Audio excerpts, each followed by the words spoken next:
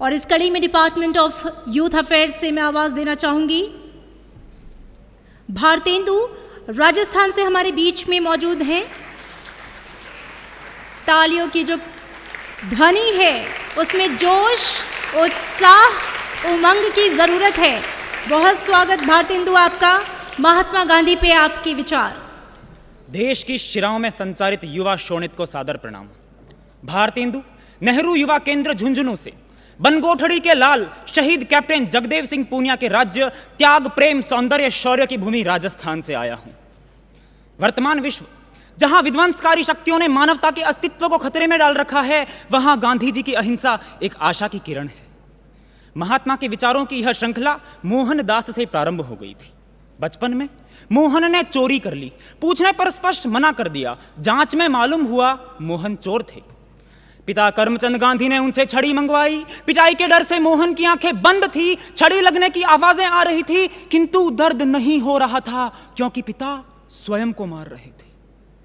आज जहां भ्रष्टाचार विश्व की जड़ों को खोखला कर रहा है, वहां हमें अपना कार्य सत्य, निष्ठा व ईमानदारी से करना होगा, क्योंकि किसी भी क्षेत्र में बेईमानी का तमाचा हमारे नहीं, भारत माता के सर चोट करता है। एक बार शिक्षक के कहने पर भी मोहन ने नकल नहीं की। जवाब में दृढ़ता से कहा, ऐसा धोखा देने और चोरी करने जैसा है जो मैं हरगिज नहीं कर सकता।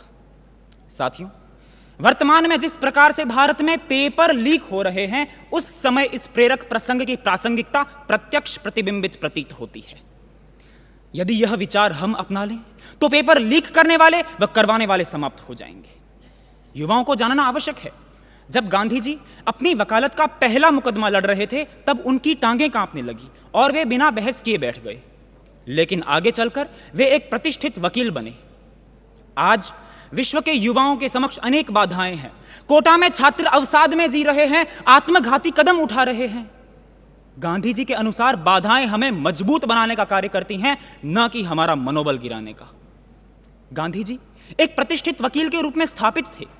यदि वे चाहते तो विदेशों में एक विलासितापूर्ण ऐशो आराम का जीवन व्यतीत कर सकते थे, किंतु उन्होंने स्वयं को राष्ट्र के प्रति समर्पित किया।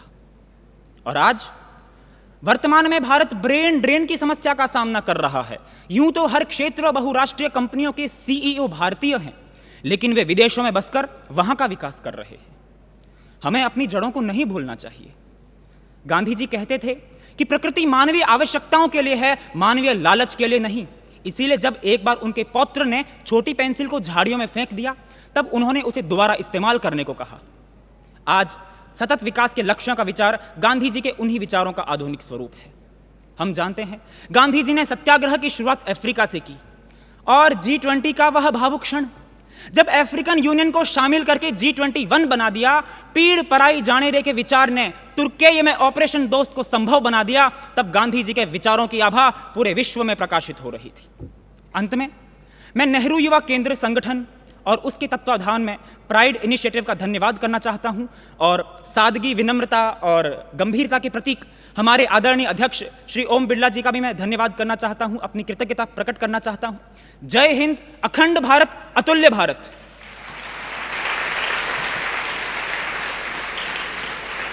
बहुत सुंदर भारतेंदु, आपको सुनकर हम भी कृतज्ञ हुए। और आज इतने सुंदर सुंदर विचार देश के युवाओं के